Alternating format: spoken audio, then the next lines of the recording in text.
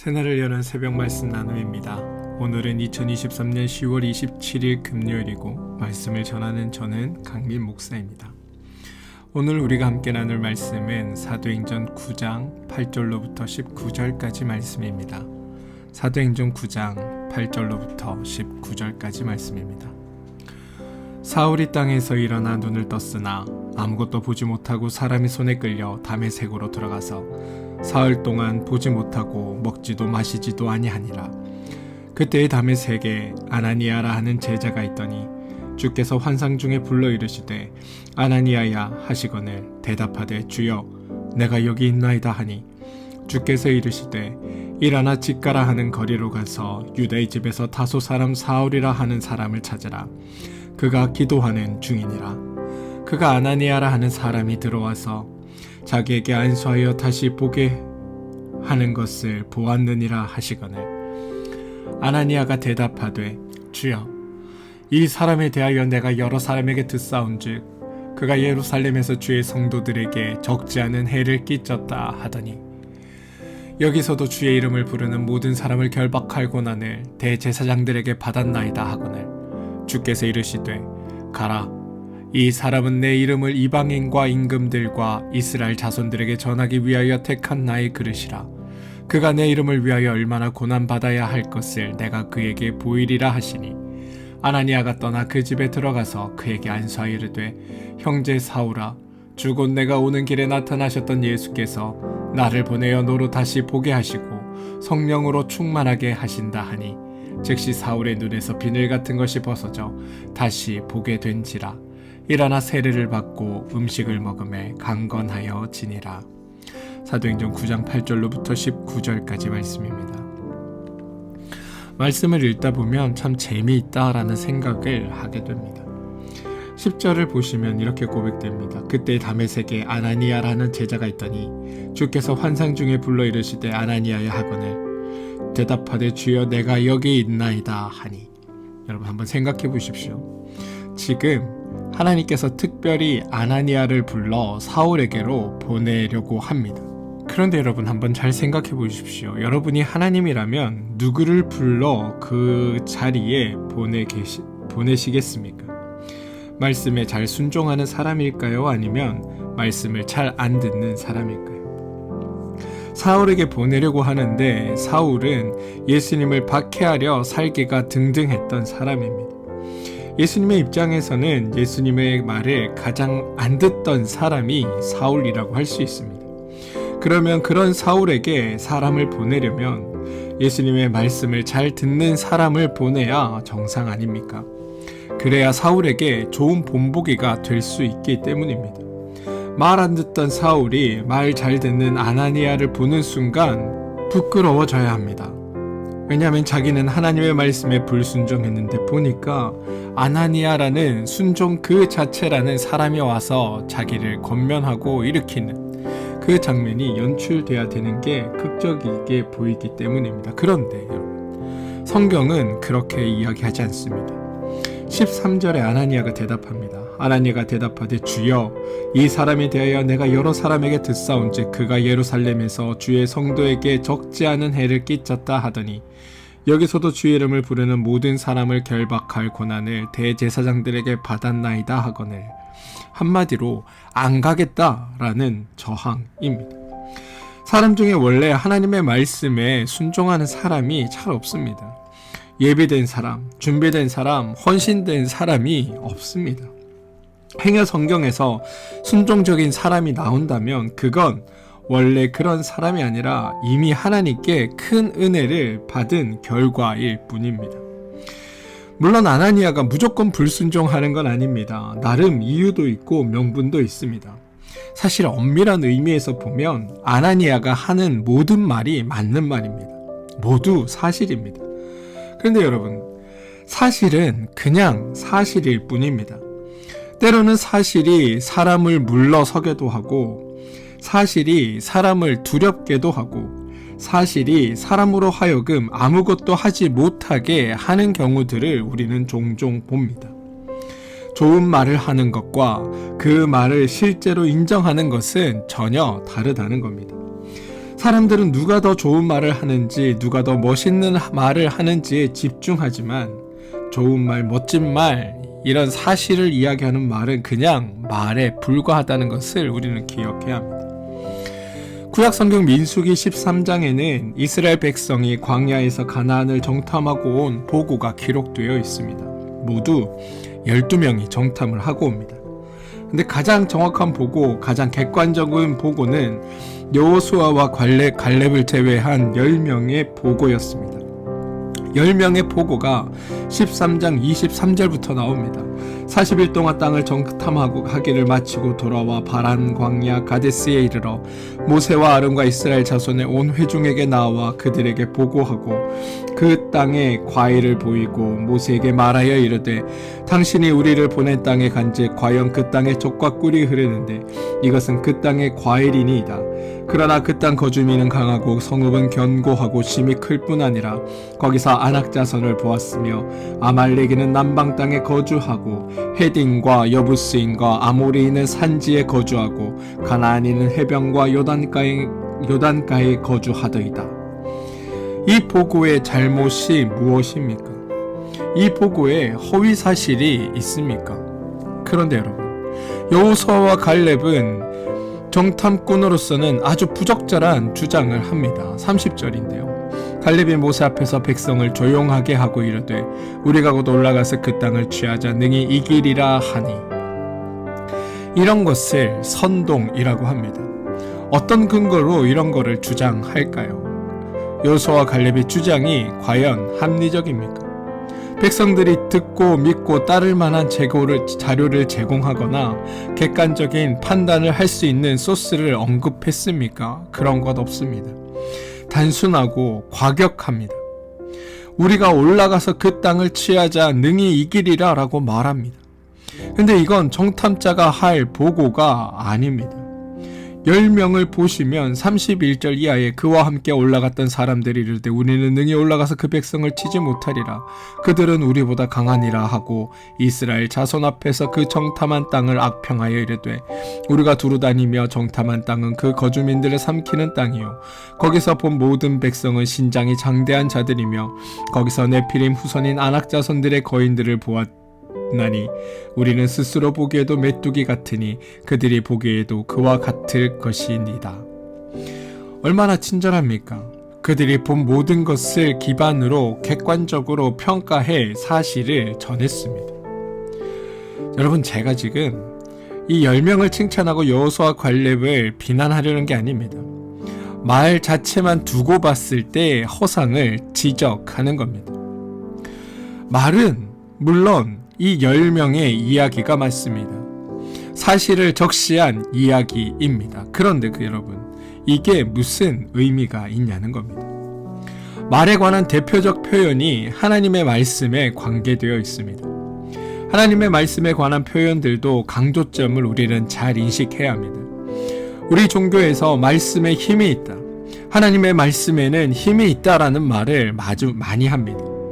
이때 그 말 자체는 맞습니다. 그런데 그 말의 강조점은 말씀에 있는 것이 아닙니다.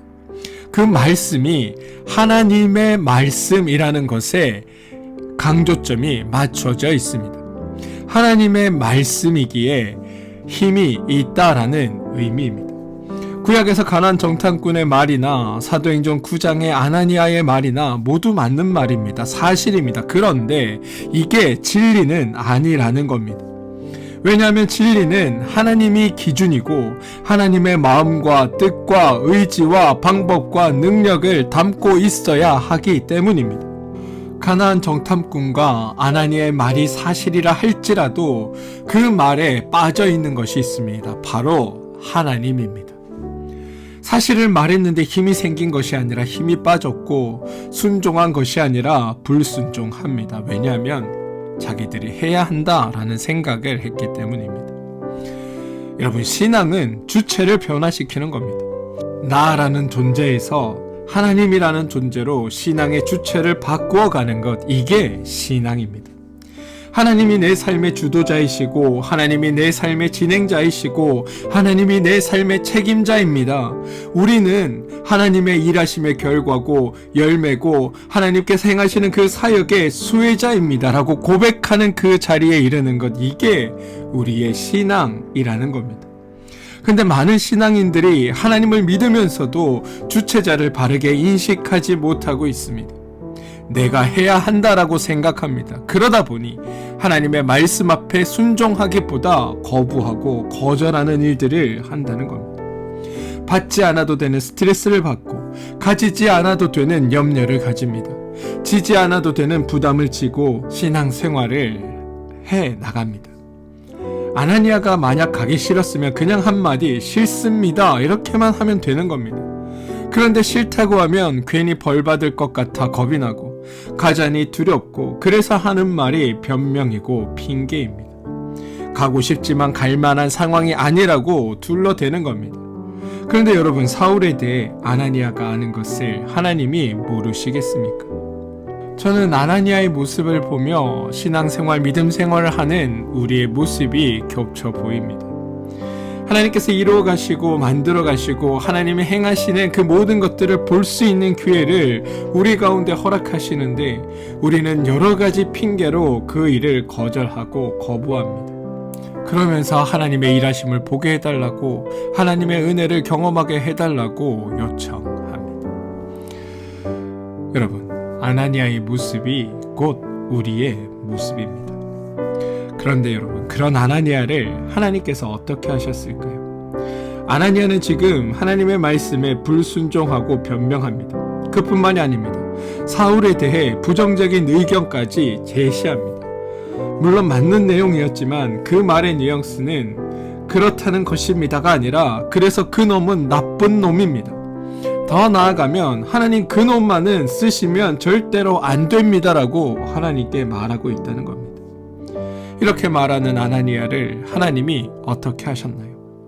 부정적인 아나니아, 너는 이제 제자로서의 자격이 없다라고 제자의 자리를 박탈하셨나요? 아나니아를 심판대에 세워 그를 진멸하셨나요?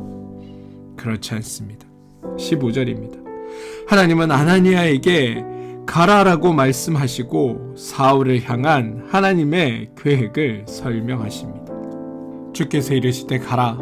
이 사람은 내 이름을 이방인과 임금들과 이스라엘 자손들에게 전하기 위하여 택한 나의 그릇이라. 하나님은 아나니아를 혼내지 않으셨습니다. 벌하지도 않으셨고 책망하지도 않으셨고 버리지도 않으셨습니다.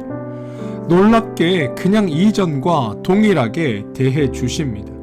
그냥 아나니아를 받아주신 겁니다. 저는 이 장면이 감동입니다. 예수님과 아나니아가 대화하는데 마치 예수님이 아나니아를 아랫사람인 것처럼 그렇게 윽박지르고 대하지 아니하고 예수님 자신이 아나니아의 아랫사람인 것처럼 윗사람에게 계획을 설명하고 아나니아의 허락을 받는 것처럼 지금 아나니아를 설득하고 있습니다. 윽박지르지도 않고 명령하고 지시하지 않습니다.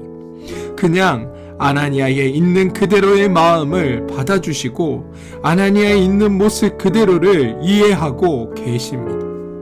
저는 이게 은혜라고 생각됩니다. 그 은혜를 통해 하나님은 그 사람이 성숙해 갈 수 있도록 지금 아나니아를 돕고 계시는 겁니다. 17절을 보시면 아나니아의 행동이 나옵니다. 아나니아가 떠나 그 집에 들어가서 그에게 안수하여 이르되 형제 사울아, 주 곧 내가 오는 길에서 나타나셨던 예수께서 나를 보내어 너로 다시 보게 하시고 성령으로 충만하게 하신다 하니. 사랑하는 성도 여러분, 제발 하나님이 일하시는 것 앞에 인간의 자격이나 조건이나 이런 것들을 운운하지 마시고 하나님이 일하시고 난 뒤에 인간의 수고나 헌신이라는 등 공로를 내세우지 마시고 지금 아나니아처럼 있는 그대로 말씀하시길 바랍니다. 아나니아는 자기가 나온 것에 대해 아주 진솔하게 이야기합니다. 아나니아의 말을 보십시오. 있는 그대로 말하고 있습니다. 주 곧 내가 오는 길에 나타나셨던 예수께서 나를 보내어 또 자기가 하는 일에서도 아주 담백하게 이야기합니다. 예수께서 나를 보내어 너로 다시 보게 하시고 성령으로 충만하게 하신다. 지금 아나니아는 자기가 드러나는 것이 아니라 이 모든 일을 예수께서 하고 계신다, 예수님께서 하고 계신다라고 말합니다. 어디에도 이 일을 행하는 자기에 대한 자랑이었고 한마디 과장도 없고 자기를 드러내는 것도 없습니다. 짧은 시간 있는 그대로 자신을 받아주시는 주님으로 말미암아 그가 성장한 것입니다. 이건 아나니아가 겸손해서 그런 것도 아니고 자기를 낮추는 것도 아닙니다. 그냥 있는 그대로 주님 앞에 나왔을 뿐입니다. 하나님 앞에 나를 꾸민다고 나의 본 모습을 모르시는 하나님이 아닙니다. 그런데 우리는 자꾸만 하나님 앞에 마치 나를 꾸미고 변명하고 과장하는 등으로 하나님 앞에 서기 바쁩니다. 또 나의 부족함과 연약함 때문이라는 생각 때문에 하나님 앞에 서는 것조차도 두려워 숨기 바쁜 게 우리의 모습입니다. 그런데 여러분, 주님은 그런 우리를 향해 그냥 오라 라고 말씀하십니다. 있는 그대로 오라 라고 말씀하십니다. 이해가 되지 않으면 되지 않는 그 마음을 나에게 보이라 라고 말씀하시고, 상처받았으면 상처받은 그대로 오라고 말씀하시고, 두려우면 두려운 대로 오라고 말씀하시고, 슬프면 슬픈 마음 그대로 그냥 나에게 가져오라 라고 하십니다. 와서 내 앞에 서라라고 말씀하십니다. 주님을 믿는 우리의 신앙은 우리가 하나님 앞에 억지로 할 것이 아무것도 없습니다. 내가 할 수 없는 것을 죽기 살기로 하는 것도 신앙의 바른 모습이 아닙니다. 하나님이 하시는 대로 행하는 것, 그게 우리의 신앙입니다. 우리 안에 하나님이 어떤 일들을 이루어 주셨는지, 또 어떤 일들을 이루어 가시는지 그것을 기억하고 그것으로 말미암아 살아가는 것, 그게 신앙이라는 겁니다. 사랑하는 성도 여러분, 여러분들을 향한, 우리를 향한 하나님의 은혜를 제발 깨달으시기 바랍니다. 그리고 그 은혜를 누리고 감사하며 살아가는 참 신앙인이 여러분들이 되시길 바랍니다. 바라기는 하나님 때문에 여러분의 신앙생활이 행복하고 즐겁고 기쁘고 아름다운 시간들로 만들어 가지시길 주님의 이름으로 축원드립니다. 함께 기도하겠습니다. 주님, 우리는 자꾸만 주님 앞에 서는 것을 두려워합니다. 무언가를 잘해야 할 것 같고 무언가를 잘 갖추어야 될 것처럼 생각되기에 나 같은 인간이 하나님 앞에 설 수 있을까 두려워하고, 그 두려움으로 말미암아 주님 앞에 나가지 못할 때가 있음을 고백합니다. 그런데 주님은 우리를 있는 모습 그대로 오라고 말씀하십니다. 그냥 그대로 받아주시고 그대로 사랑해 주시는 주님이 우리의 주님임을 깨닫습니다. 잘 갖추어서가 아니라 그냥 그 모습 그대로 사랑하시는 하나님이심을 깨닫습니다. 바라기는 그런 하나님 앞에 있는 그대로 나아가 주님을 만나는 우리가 되게 하여 주시옵소서. 그래서 하나님 안에서 참 감사와 기쁨의 신앙을 누리는 우리가 되게 하여 주시옵소서. 예수님의 이름으로 기도합니다. 아멘.